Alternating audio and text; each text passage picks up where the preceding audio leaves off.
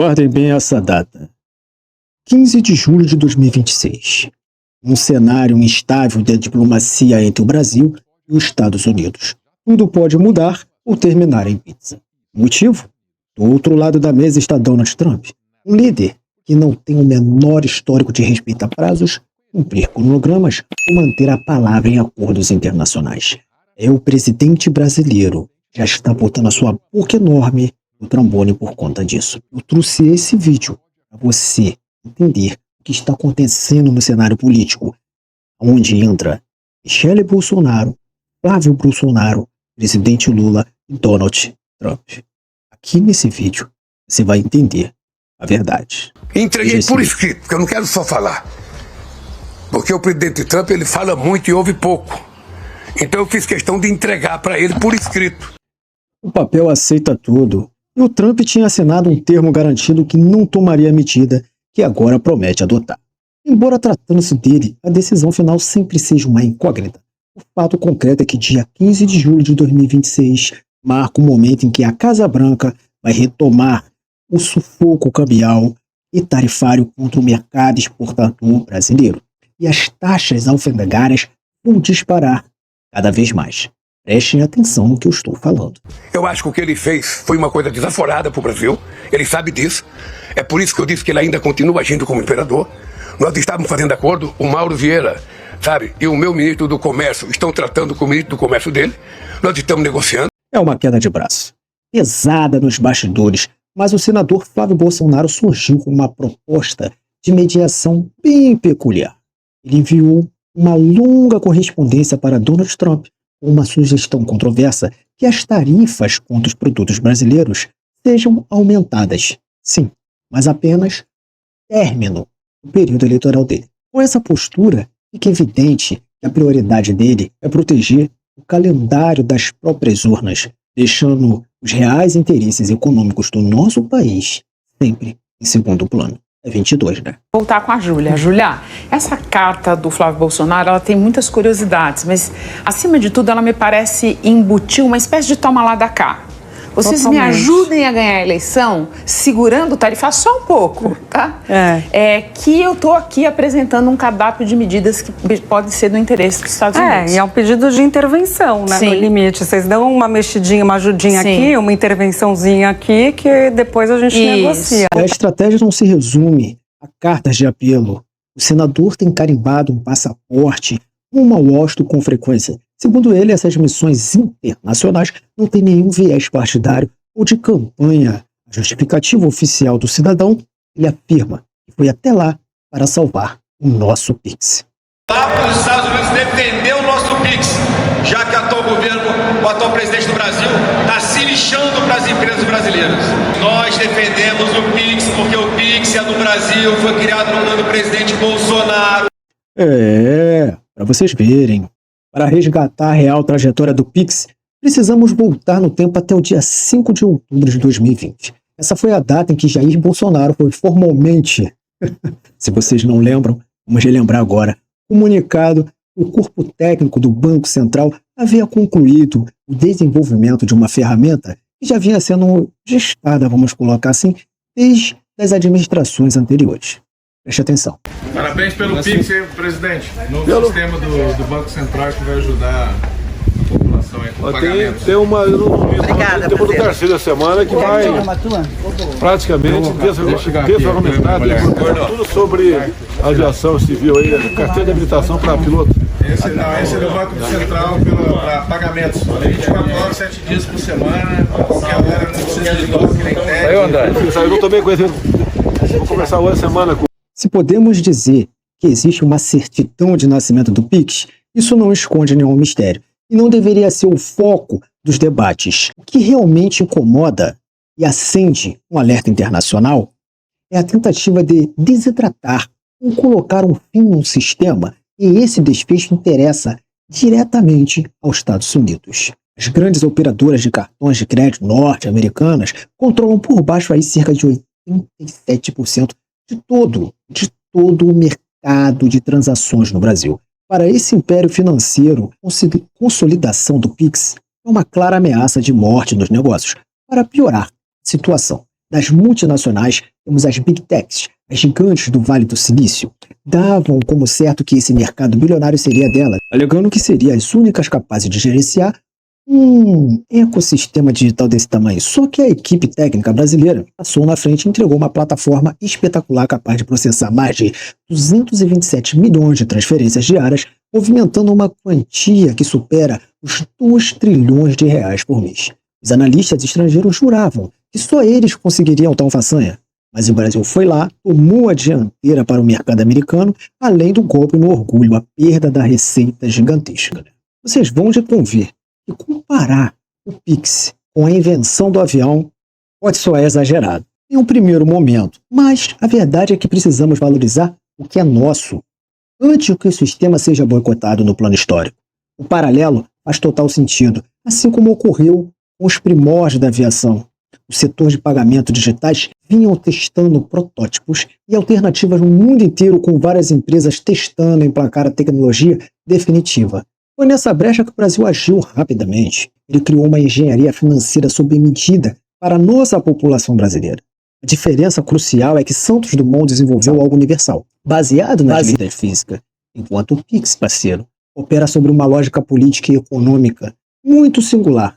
Ele funciona perfeitamente sem ficar refém ou pagar pedágio para os conglomerados financeiros internacionais. Ironicamente, a alta concentração do nosso setor bancário facilitou a implementação rápida dessa ferramenta. Porém, no tabuleiro político, vamos colocar assim, o Pix é uma estrutura vulnerável. As Big Techs precisam sustentar a narrativa global de que apenas eles, somente eles, detêm a segurança necessária para essas transações digitais. E as bandeiras de cartão não vão aceitar ver o lucro deles cair sobre o solo brasileiro sem revidar. A contraofensiva deles agora é tentar queimar o Pix no exterior, publicando relatórios que acusam o sistema de promover uma concorrência desleal.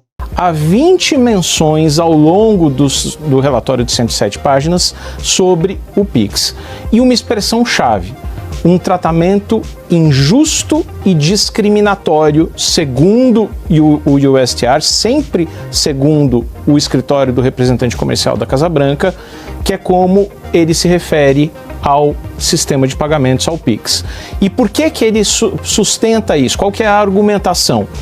Que o Pix é um sistema gratuito, exigido das instituições financeiras, ou seja, elas não têm a prerrogativa de não aderir ao Pix, em detrimento, em condições de um tratamento não isonômico, vamos dizer assim, com as empresas americanas que têm sistemas de pagamento eletrônico próprios, mas que também é verdade, cobram.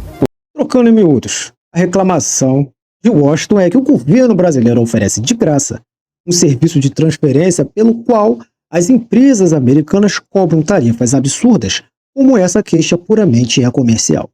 Pega muito mal perante a opinião pública eles resolverem adotar uma tática do medo associando o sistema ao crime organizado e ao financiamento ilícito. Argumentos da Casa Branca agora é que o Pix foi feito para facilitar a vida de criminosos.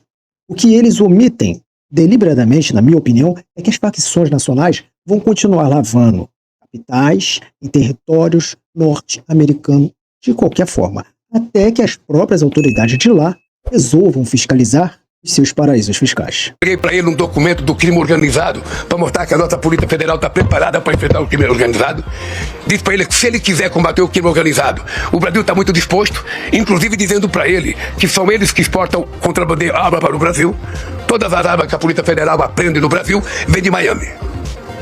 E que o estado de Delaware, nos Estados Unidos, faz lavagem de dinheiro de bandidos brasileiros. E entreguei por escrito, que eu não quero só falar. Porque o presidente Trump, ele fala muito e ouve pouco. Temos outra data muito importante mesmo, vocês têm que ver, e merece toda a nossa atenção. 4 de julho de 2026. O tempo interferiu nas comemorações dos 250 anos em Washington, capital dos Estados Unidos. O evento multitudinário do 4 de julho no National Mall foi evacuado neste sábado por causa da aproximação de uma forte tempestade. Na América, sob a influência de Donald Trump, até a tradicional celebração patriótica acaba em confusão. Desta vez por conta de um temporal pesado, o clima sombrio nos céus lembra muito as bizarrices da nossa própria política, como os discursos caricatos da extrema-direita ou as estátuas de Havon espalhadas por aí. O senador Flávio Bolsonaro resolveu desembarcar exatamente no meio desse turbilhão todo. O senador e pré-candidato à presidência Flávio Bolsonaro chegou hoje cedo a Washington, nos Estados Unidos. Inclusive, ele deve participar nesta semana de uma audiência pública das autoridades americanas que investigam justamente toda essa questão comercial aberta contra o Brasil. A chegada do parlamentar em Washington é um fato confirmado, mas os detalhes não param por aí. O que ele pretende fazer nos bastidores? Continua trancando as 7 chaves à programação oficial e faz menção apenas a uma participação em uma audiência pública. Só para a gente entender melhor como é que funcionam essas audiências, são sessões abertas, ou seja, são audiências públicas, qualquer um pode entrar e assistir, se inscrever para falar, mas já há uma lista das pessoas que vão falar nessas audiências e são várias pessoas que falam representando vários setores diferentes, setores privados principalmente, então, por exemplo, setores da pecuária, da agricultura, o setor do café, o setor da carne. Se os movimentos do senador são vagos, o roteiro de Michele Bolsonaro em solo americano é ainda mais enigmático.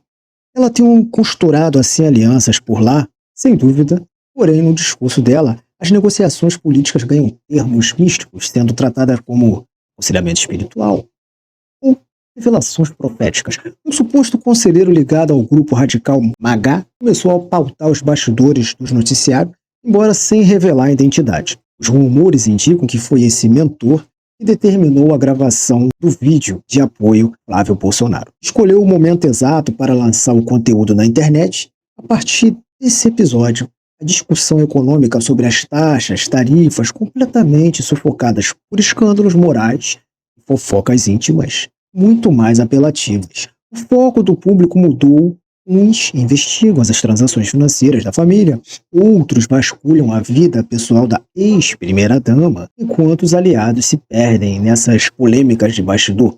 O atual presidente preferiu ficar em silêncio total, sem emitir nenhuma opinião sobre a baixaria. Uma postura acertada, já que entra nesse jogo só daria palanque para quem não merece. Ou ele errou, né? Vai saber. Bom, eu quero deixar claro para vocês aqui o que eu penso sobre isso. Papo reto. Meu desejo é que toda essa pressão externa, resulte em uma mobilização popular mais gigante, sabe? Que o povo está em defesa do Pix, nos mesmos moldes do que a sociedade fez com o SUS durante aquela crise que a gente teve sanitária, né? Da Covid. Eu não estou diminuindo a tragédia daquele período, jamais. Pô, não tem como. Não tem como. Mas é inegável que a diversidade fez a população entender o valor da saúde pública e a necessidade de defendê-la, como a gente tem que fazer com o Pix. A situação é idêntica, a ameaça é atual, ela está explícita aí, mas esse cerco econômico vai continuar, rapaziada, operando nas sombras nos próximos anos. Sempre haverá um grande grupo financeiro internacional tentando derrubar esse sistema de transferência gratuita do Brasil. Sim, eu vou reforçar esse alerta aqui até o último segundo, porque a soberania nacional não se negocia, assim como o presidente está falando. Agora vamos ao desfecho real desse vídeo. A grande verdade é que a língua continua sendo o chicote do budil. Vou botar aqui assim, do budil. O senador insistiu em negar qualquer vínculo comercial mais profundo com esses escândalos recentes, o que coloca a reputação dele em risco, caso surjam novas provas. Já no caso da Michele Bolsonaro, o desgaste político é mais imediato ao misturar acusações pesadas de furo íntimo com o debate público. Ela destrói a narrativa de defensora da moral dos valores tradicionais e bons costumes que sustenta. A base dela, o recado para os dois é reto. O eleitor cansa de picuinhas internas e a gente tem que aguentar até 2030, quando Trump sair da presidência. Ou, quem sabe, né, uma tentativa de golpe de Estado. Não sabemos o que ele vai fazer. O fato é que é o último mandato dele e que o outro presidente americano que entrar seja mais coerente, como eram os outros, sem fazer guerra com o mundo todo. Se você não é inscrito no canal, se inscreva, ative as notificações e, se puder, rapaziada, aqui, ó, deixa aquele café pro canal, dê um apoio. Até o próximo vídeo e o seu comentário, que pra mim é muito importante.